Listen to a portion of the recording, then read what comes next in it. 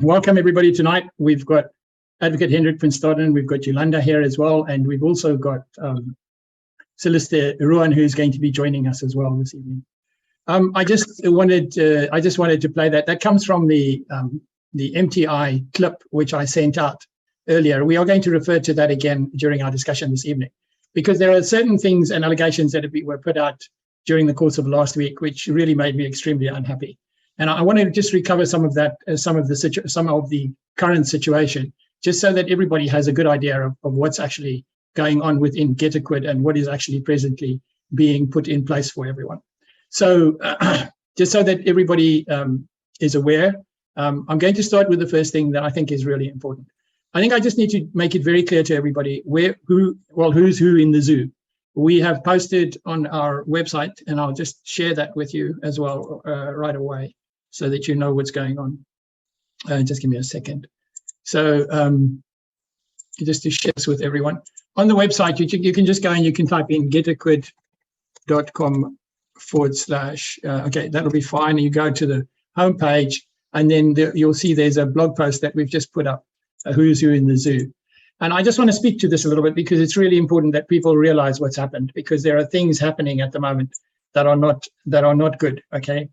The first clarification I want to make is, originally when GetAquid was established, when we established the website, I had the domain name, I had this domain name. And when the liquidation came about and everybody contacted me and said, what do we do? This was now in December 2020, and people weren't getting their funds out. There was a big cry about what to do. And we put everything together under this website name, getaquid.com. And at that stage, we branded the website as RAG, Recovery Action Group. So this is what we branded the website as. And the Recovery Action Group was made up of investors and anybody who was interested. Everybody who was involved in MTI sort of came together and said, okay, what's the liquidation about? We spoke to solicitors and advocates, and those videos are still on YouTube. They're all available. And we spoke to solicitors, and then eventually it was because Anton Lee and Advocate van Staden made it very clear to us that the company just had no funds, that MTI were not paying out. There was a real serious problem. And that's when the application for the provisional liquidation was put in place. And that happened at the end of 2020, beginning of 2021. The report from the Financial Services Authority in South Africa came out on January the 19th of 2021. And at that stage, it was very clear that there was no trading taking place. Johan Steyberg got lost somewhere at the beginning of December of 2020, so the whole thing was going belly up, and that's why everything went.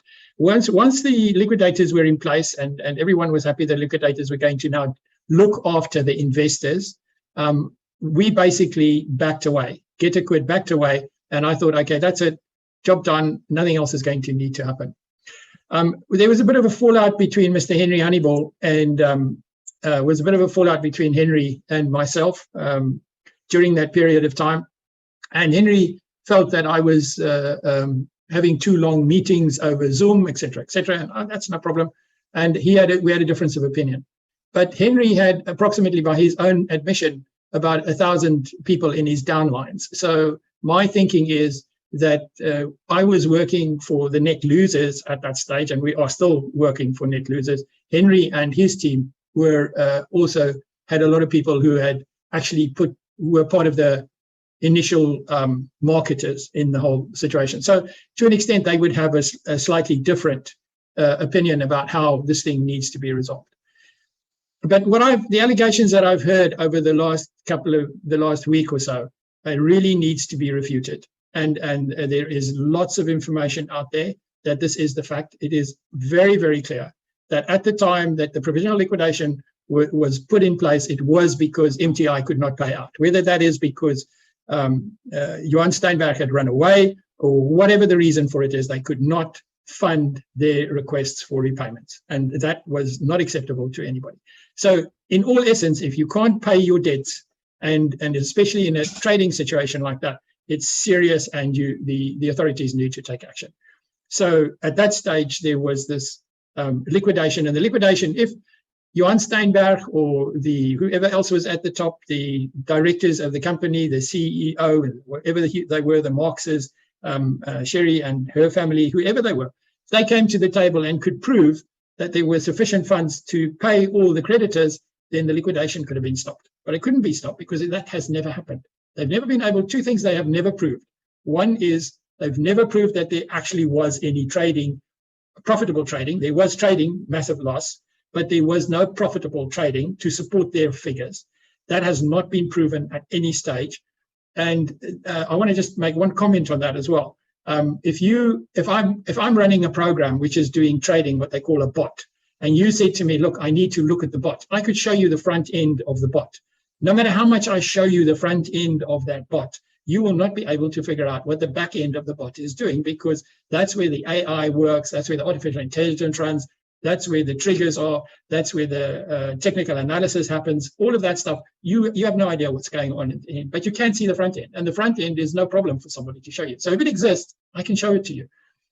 And I know that because I have been doing trading since the mid-1980s, and I actually wrote basic programs to train the gold shares, and we did Fibonacci curves and maximum turnarounds, all sorts of funny stuff in the trading. So I've been around trading for a very, very long time. If you do have a good trading mechanism, the possibilities of doing trading, especially with the growth in the Bitcoin, because you were in an up market, that would have been realistic. It could have been done if you had a proper mechanism to do it. But there's no proof of that. So first of all, putting out there that the first thing is putting out there that MTI was not should not have been liquidated is actually complete misinformation. And I will ask the solicitors and the panel to actually refute me on that. If there is any reason whatsoever I'm making a mistake as far as that conclusion is concerned, they are welcome to beat me over the head with it. The second thing is, if you've got a trading bot, you can show the people, this is my trading bot, this is what it looks like, and this is what it does. You don't have to explain to them how it does what it does, but you can show them. It's like a car. If I've got a car there, I can say to you, here's the car, this is how fast it'll go, this is how slow, that's the car, let's test it, there's the car. I can show it to you.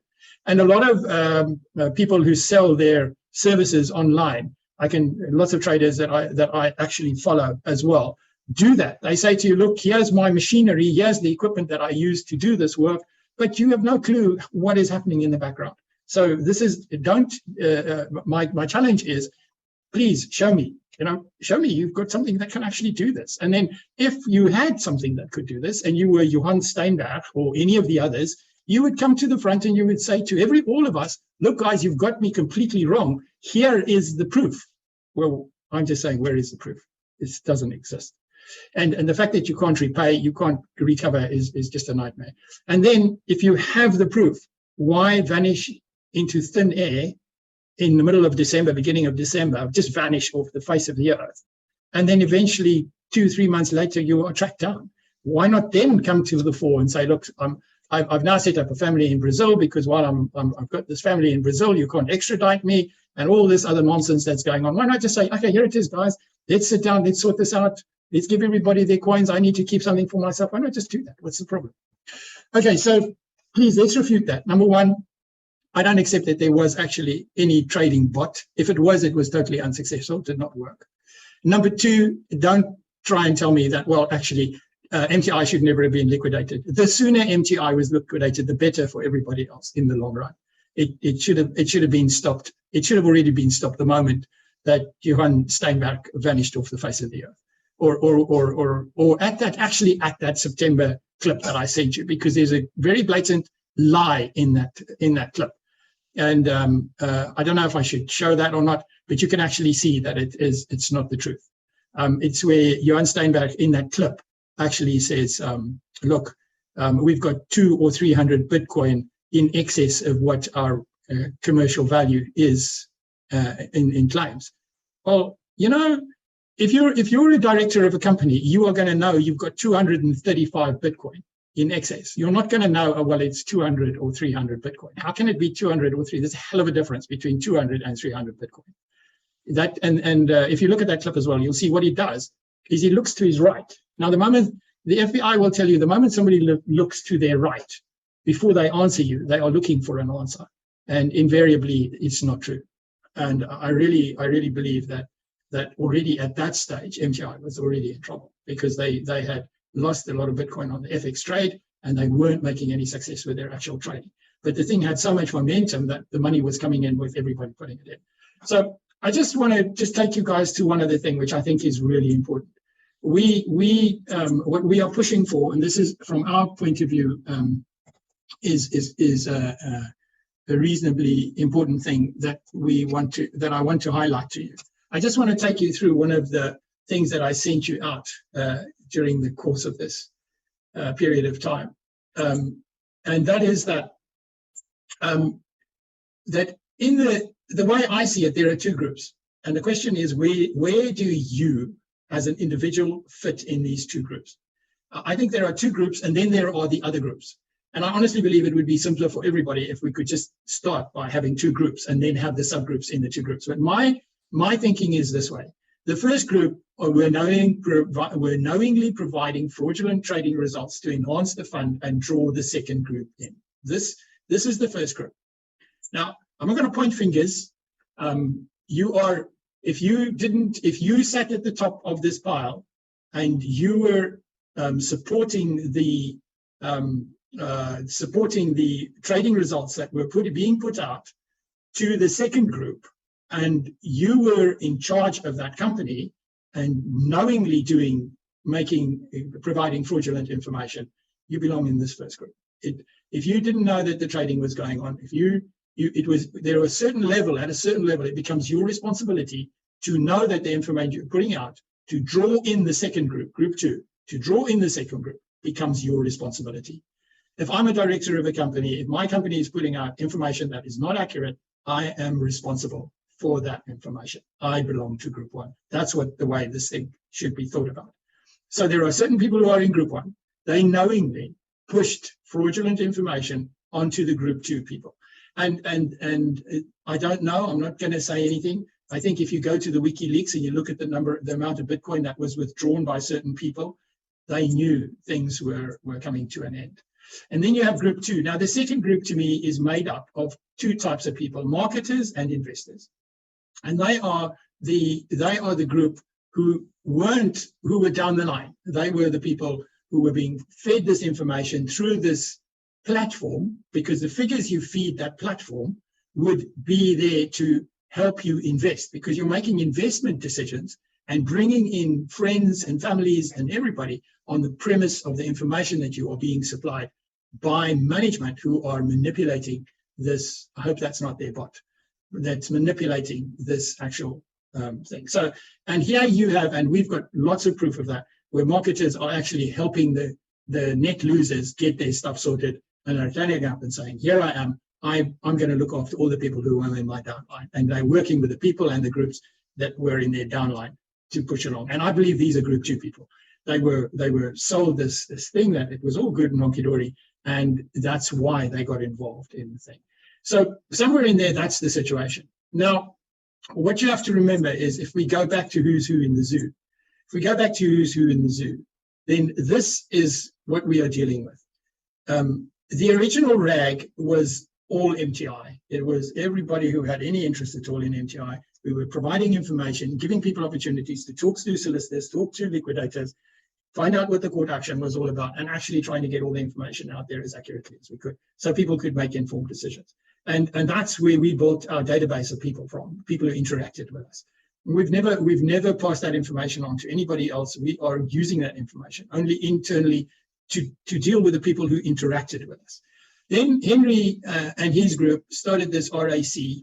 Now, as far as I know, anybody who attended the webinar last Thursday will know that most of the people, or 90% of the people that spoke on that webinar, were actually winners. They were not net losers. They were winners. They were being chased by the liquidators. They were needing to go and prove what they've done with the Bitcoin. There's all sorts of investigations going on there. And that's the problem that you have. They are very clearly mostly in that court. And Henry as well, very good guy, all the rest of that. But Henry as well has a massive downline. I can't speak to what he did or what he got out of it or how much he had invested or where he was at the time.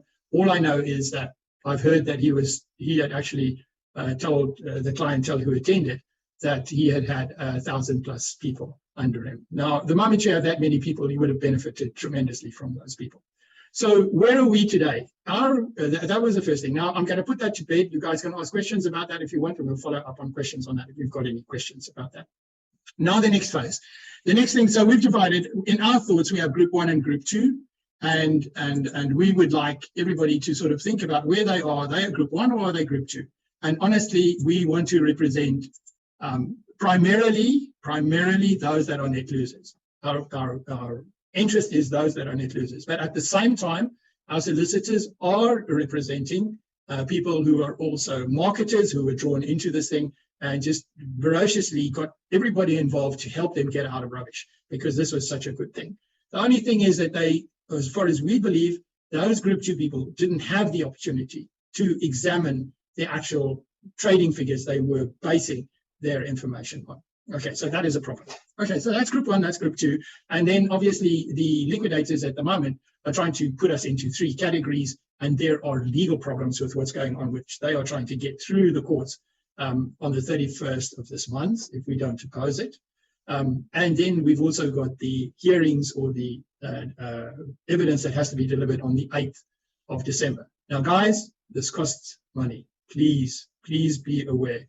These people that we are talking to and that you see sitting around in our panel have been at every single court case. We've been involved in every single court case. The allegations that were made previously that we were not involved in the court cases. Anton Lee, who's part of our team, started this whole process. Hendrik van Staden has been with us through this whole process all the time, helping, standing by, working with people, trying to present them, doing whatever he could within the limits of his thing. Ian Ellis is working like a dog. I can't even get hold of him most of the time. He's working really hard, and he's got lots of people that he's representing that are part of this MTI scheme, both winners and losers. But remember, group 2 people. That's what we're looking at. Okay, and then there is Ruan Kruger. And guys, if you know how much work and effort went into the presentation that was prepared for the court in March and May, and that actually happened with this adjudication, which is still outstanding, you would be surprised how powerful our presentations were at those things. And our solicitors and advocates spoke at those meetings. So it might have been my documentation that was supporting it, that reflected your support. It might have been Anton Lee's documentation. Doesn't matter who it was. But that court case was directed at all the investors. All the investors were part of that court case. And if you look at the actual documentations that were submitted in that court case, it actually cites the investors. And what the liquidators did, and we will not name names, there were certain people who were presenting you as an investor who never had the authority to present you as an investor. And that is also problematic. Therefore, that's why we have to unite as investors, as marketers, as group 2 people, to make sure we protect everybody we can protect who've innocently been brought into this, and we need your help. So I'm just going to leave that there, and then we'll revisit that when we're finished later on. Okay, so now I just want to go over, I think that's about it, the things that have been touted around the last time. There's just one other thing I want you people to be really careful of. I was contacted by a person during the course of this week who had actually paid over Bitcoin funds to a organization by the name of MTI Recovery Action Group out of Canada. And I think they set up a website under that name and have drawn Bitcoin into their transactions. I would not recommend that anybody pay anybody Bitcoin at the moment. We can facilitate that. I have Bitcoin wallets. I can do all of that, but I'm not doing it because the funds have to be trackable. The funds have to go into an account where they are trackable. So please, if any of you want to give us some support and you've got some excess Bitcoin, then rather liquidate them and send us the funds to our accounts. At this stage of the game, the trouble with Bitcoin is it's not as easy trackable. And that's one of the reasons why people tend to want to take Bitcoin rather than actually take fiat currencies, because fiat currencies are easy to track and the responsibility of taking fiat currency on a company are greater than when you take Bitcoin, and easier to adjudicate and to bring out misrepresentation and fraud.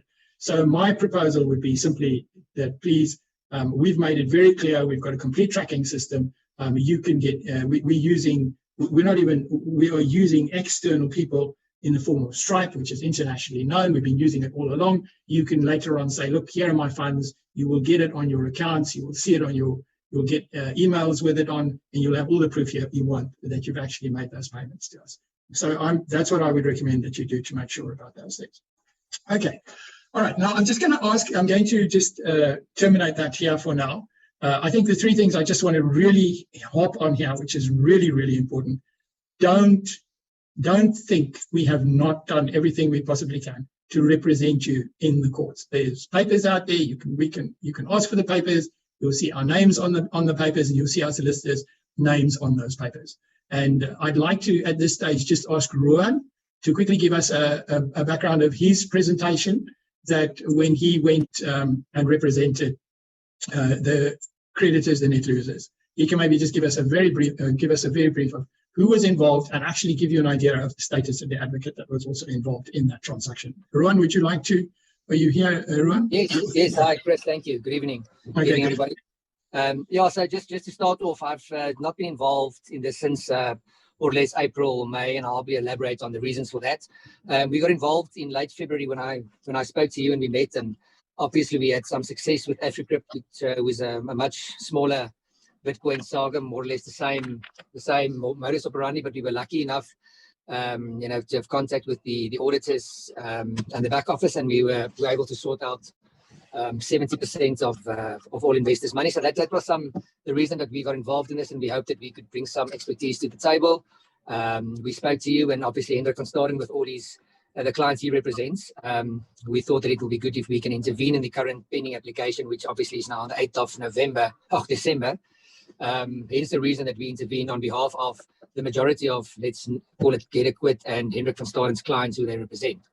We were quite successful on that day. I mean, we intervened. We quite rocked the boat on the day, and the liquidators were very cautious, and they wanted to act with us, and we came to an agreement that they would exercise some duties and rights, which obviously we learned they've not done now in the meantime. Although there was a court order to the effect, they obviously brought these other applications while this application is pending in December, which obviously I had not the courtesy of the papers, but I saw the court order with the ex parte urgent relief that they sought relating to the differentiation of different creditors, and a whole lot of how they want to account the Bitcoin and how the recipe and the counting works, which we obviously don't agree with. And I agree that return date should be opposed because we don't agree with that relief. So obviously our involvement in March was quite ferocious, and obviously went there on risk at that stage. We had quite a good, very strong advocates team. Kessim was involved, which really helped because of his presence and his seniority. It's unfortunate that we couldn't keep that momentum. Unfortunately, advocates of that posture cost money, and we hope that there would have been some contribution from investors, which I understand we didn't get that traction that we were hoping. So we would have loved to keep that momentum going from March, which we are a bit lost from our side because we can't keep on paying counsel from your own pockets driving this matter. So that's unfortunate. Not the end of the world. We can pick up where we left off, but that's the reason why we weren't involved this last 2 months, because obviously it was a bit getting expensive having that team and driving that stuff. We're all professional people, and we have offices that we have to run and pay our bills. So we need paying clients, unfortunately. So we hope that we can get that traction again and get that team together with Hendrik and Ian Ellis, which has done a tremendous job over this last period without any compensation, and like to reunite that connection and see if we can't really get this thing to a place that we can get some good news for investors. Because at this stage, it's the same story over and over. And there's just, these liquidators are bringing application on application and just running everybody out of money, which is unfortunate at this stage. And that's why we really want to get to a point that we can make our team strong and really get something going, so we can get them to a point that they start paying some of these investors who understand some of the claims were admitted and submitted and confirmed. But as far as I know, that no interim L&D was drafted or payments was made, as far as I know. Thank you, Ron. Thank you very much for that. Advocate, I want to ask Advocate van Staden if he wants to contribute anything at this stage. I think I'd just like to also ask Advocate van Staden just to speak to the 3 points which I raised as well, just to deny or confirm the 3 points which I spoke to there. Advocate van Staden. Good evening, Chris, and good evening, everyone. Unfortunately, I switched off my camera due to load shedding. so it might have a challenge. Should I switch it on, then it might get very slow. Chris, I agree with what you've said, especially pertaining to the different groups. And I also agree with what Ruan has said, that we are not necessarily satisfied with the way the calculations are done by the liquidators, especially when you take the court order that they are seeking and the effect it will have, despite some of them guaranteeing that they won't go after the net equity losers, who would, according to the court order, be required to repay the amounts they withdrew before they can institute claims, and that claims be paid out, which will leave a lot of people in limbo. I also fully agree with Ruan that the perception of being given that there's a lot of litigation taking place, which is not necessarily in the best interest of the investors. And it's very unfortunate by this time that none of the investors have received any interim dividend, but it's up for the liquidators to decide, and they do have the power to decide in their hands. And yeah, we will do what we can, our utmost best, to ensure that justice is served, and that it's not just perceived that justice will be served, but justice is indeed served for all the people who were negatively affected by MTI, and especially since MTI disappeared, or Johan Steinberg disappeared from MTI. I also want to reiterate it again. It was in the best interest to bring the liquidation application as payments stopped. I still see there's a lot of people who do dispute it, but Chris, you were absolutely right. There was no other option but to liquidate MTI during the period it was liquidated. Yeah, I think it's really important for people to realize it wouldn't have been liquidated if they could have proved in court that they had adequate funds to cover the claims that had been already put against it. And they could have just come to court and said, okay, here's 1,000 Bitcoin, guys, don't worry about it, it's all sorted, let's put it under administration and sort it out. That wasn't a problem. Everybody would have said, fine, let's put it under administration, let's go for it. They didn't come forward with that. Or they could have come forward and said, look, we've got 500 Bitcoin there, we're a bit short at the moment, but don't worry about it, here's the trading bot. Are you guys prepared to sit in? And we could have taken a vote and people could have done, gone for administration or done something else. But there was no governance in place. That was the problem that the financial services authorities were also shouting about. There was no governance in place. There was no trading bot, and they challenged them on that very, very clearly. And the moment all those challenges came out, the guy who was head of this vanished off the face of the earth and found himself a new wife. And from all we know, that was not the right thing to do. Okay. Anyway, so that's where we are with that today as we stand here today. Now, I just think I want to just visit why it's critical for you. Please, guys, we need your support. I'm not joking if I say that. We need to put a really strong case forward by the end of this month. We've got to activate our solicitors and our advocates. We need to get funds in to cover these costs. And then we also need, and remember, this is all in the interest of you as an investor. I mean, there are a lot of people who've actually started giving us funds already. There are some funds coming in, but it's not anywhere near. We're not trying to do the back office. We're trying to do the going forward. And it's really in everybody's interest that these funds come in and that we can help get everything sorted. And Advocate Hendrik van Staden is working. He's been working on a massive deficit here. I'm actually thinking that we need to buy him a cow or two just so that he's got something to eat, that he doesn't have to go and beg on the streets. But honestly, guys, this is for all of us. We need this sorted. I just want to make one correction. Advocate van Staden, am I correct that the actual return date for the first court order is the 31st of October, and the return date for the second, for the main action that was started in March-May is the 8th of November? Am I correct in that? Chris, I don't have the papers before me to confirm it, but it do sound right. Unfortunately, Solicitor Ian Ellis, who's got all the papers with him, is struggling with load shedding. That's why he's not on tonight. He did indicate it to me. But yeah, as soon as we can confirm the dates 100%, I would suggest that you just put it on the website. I'll do that. Okay, yeah, I'll do that. We can firm up those dates tomorrow and just let everybody know what it's about. I'll send out a general email to everybody with an update. Yolanda, if you could please just make a note that we do that tomorrow. Send out a general email to everybody about what the return dates are so that they're aware of it. Okay, now, I just want to do one other thing and make it very clear to everyone. Right when we started Get Equid Up again, we've always said it's a unification of the MTI investors who are net losers. And I maintain that as our main point of interest, is to get clarification, talk to the liquidators, get things resolved, and so on. And the liquidators, in a lot of ways, have been there to help us to get claims resolved. And we have a number of people who have accepted the claims which they have which the liquidators have given us figures for. Now, everybody out there is shouting and saying, well, it's all going to change, it's all going to this. The proof of the pudding is not going to change. Your proof documents that are in our COGS repository are going to remain in our COGS repository. Your proof documents, which the liquidators have overseen and have agreed the figures, might be adjusted in accordance with the latest, but it means that they've recognized the figures that you've given us and it's real. So for somebody to turn around and say, well, it's all going to be changed, don't submit your claims.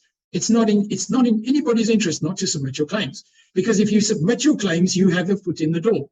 And all that can happen is that claims documentation from your point of view and the liquidator's point of view is not going to change. When you invested is not going to change. The amount you invested is not going to change. The amount you withdrew is not going to change. And the amount you lost as a result of your investment less your withdrawals is not going to change. It's going to be a figure in fiat currency, although there might be a difference in opinion on what the actual value was at the time of calculation. But your bank account and information that you've submitted is not going to change.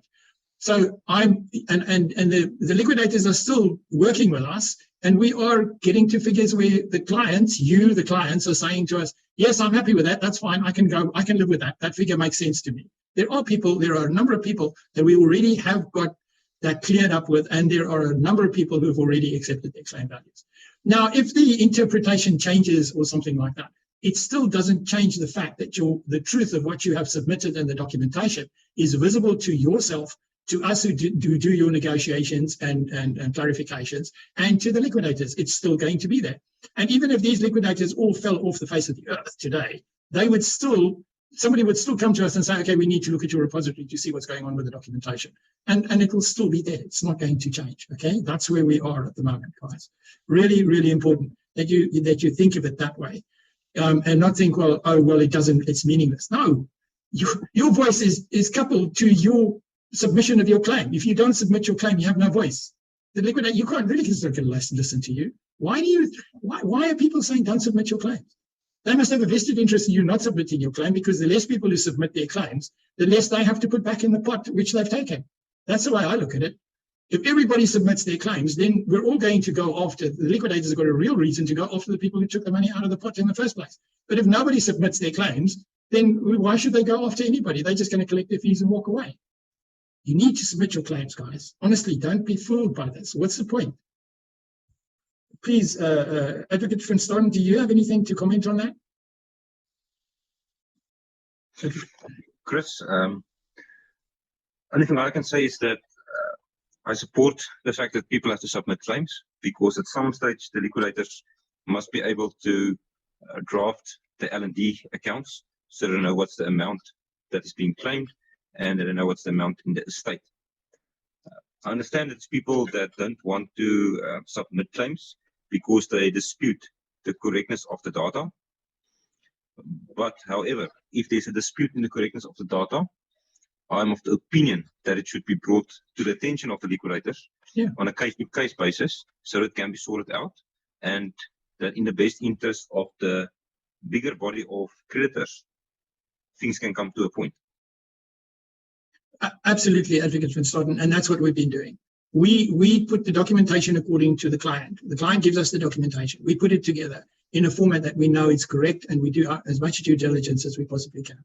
Then we submit that to the liquidator. The liquidators go over it. They compare it to all the back office information that they have, and then they come back with a proposed figure.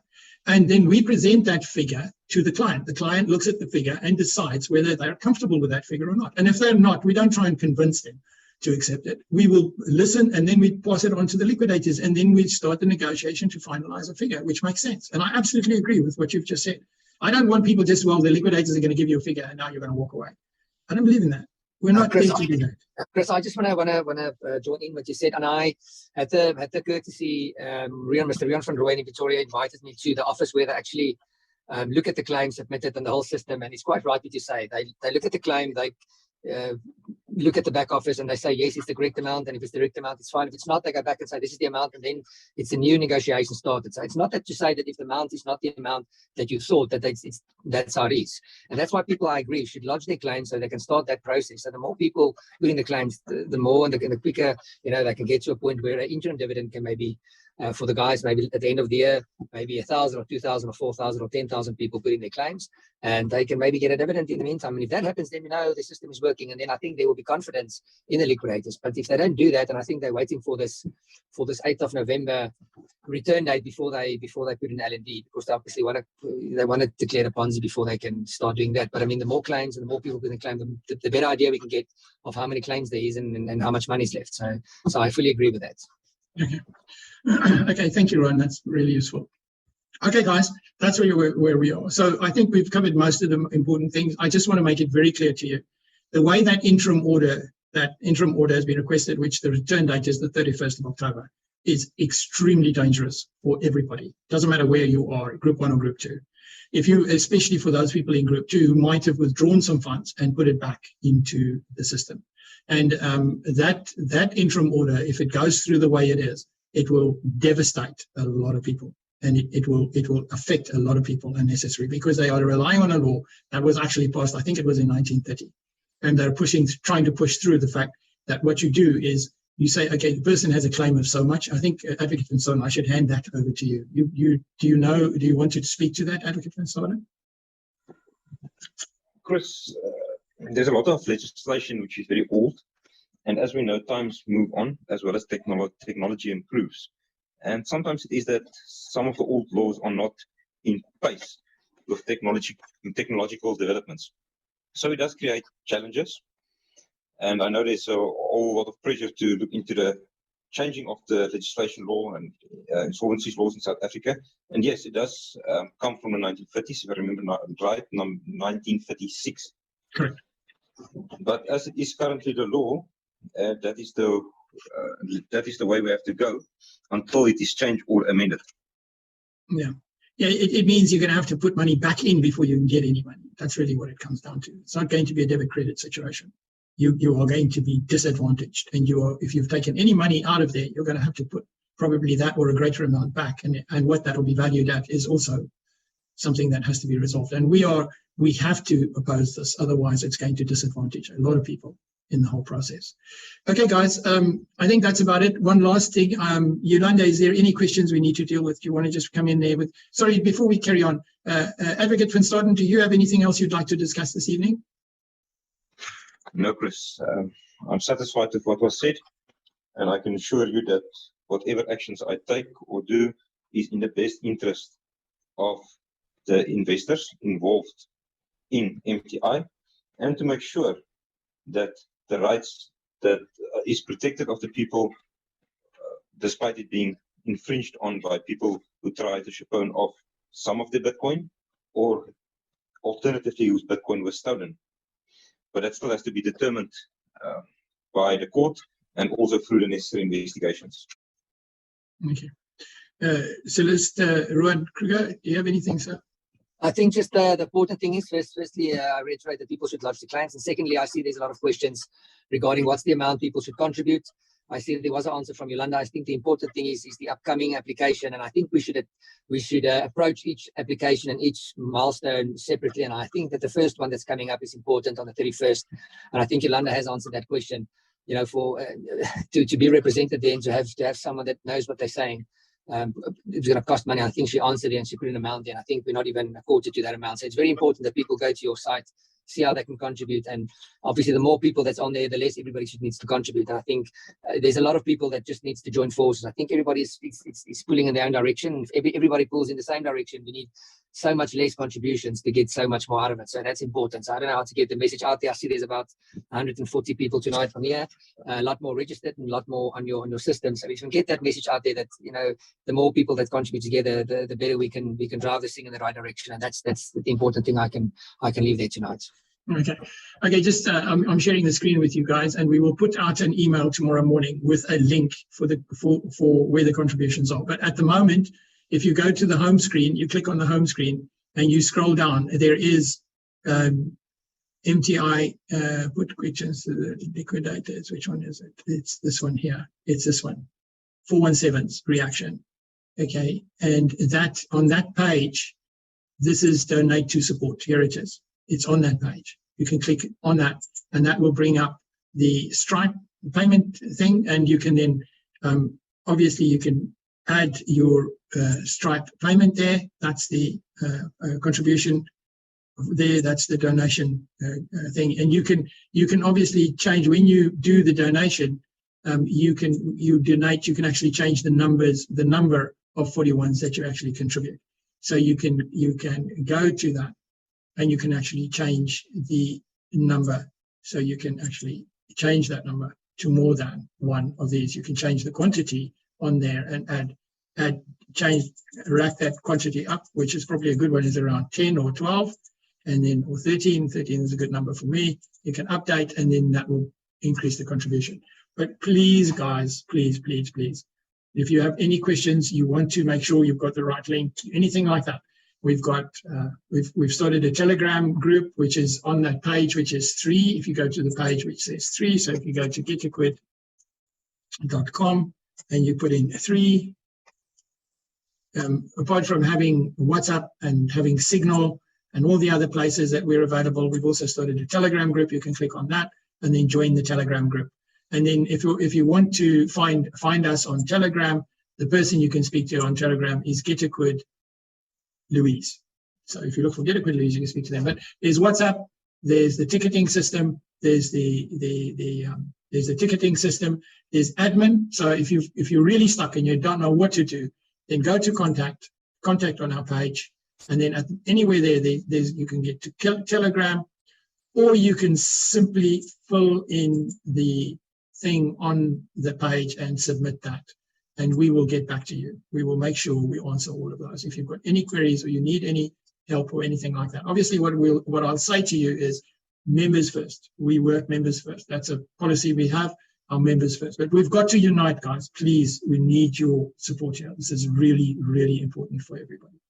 Okay, and the only thing you can blame yourself for is inaction. There are so many ways you can help. You can put the word out there, you can do all sorts of things. But the main thing is, please do that, okay? So just back to that, go to home screen, look for 417. That's a good one to do. You can go to 417, click on 417, go down, and then there you've got the donate button right below that last video we put out. What you do, support the legal team, unite, donate to support, unite us as a group. Okay, all right. And then at the bottom of this page is the other page I shared with you just now as well. So the last thing there is the webinar court actions interim order. This opens up that page where the support the court actions and talks about the groups, and then also talks about registering your claims and why you should do that, and then secure investment, that, and then right at the bottom of that page talks about how they make it how the asset is valued. And then further down, you've also got this who's who in the zoo. Please, guys, don't get mixed up with this. We are GetLiquid. That's it, and we don't want to take any Bitcoin. We're very careful of that at the moment. Okay, Yolanda, is there anything else I need to deal with right now? Sound, Yolanda. I hear you saying yes. Hello. Yes. Hi. I have a question from following a statement. He said, I understand we can get rid of the liquidators if enough members complain directly to the master of the court about the conduct of the liquidators.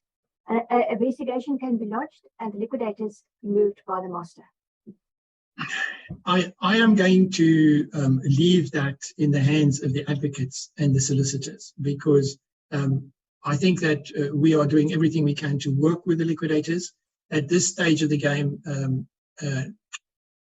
I think what we'll do is we'll put out a poll. We'll put out a poll to all the members, to everybody, and ask them to react on the poll. And then we'll publish that poll. I'm giving an undertaking that by the end of the week, I'll put out a poll, what people think about the liquidators and what the status is. We'll put out a poll and ask everybody to react to the poll. And then see what happens after that. I think that would be the best way to do it. Advocate van Staden, do you have any comments on this? Chris, I'm not going to comment on that now. We will just have to see what happens in the future and what processes are being followed. As we know, there is applications pending from other legal teams, but I'm not going to let myself out on any merit currently. Okay. Is there, Advocate Van Staden, Solicitor Rowan Kruger, is there merit in asking for a poll from our database and having that submitted as part of the documentation? Yeah, I think I want to start off by saying I agree with you, Chris, that we've really tried to work with the liquidators for the best interest of all the investors.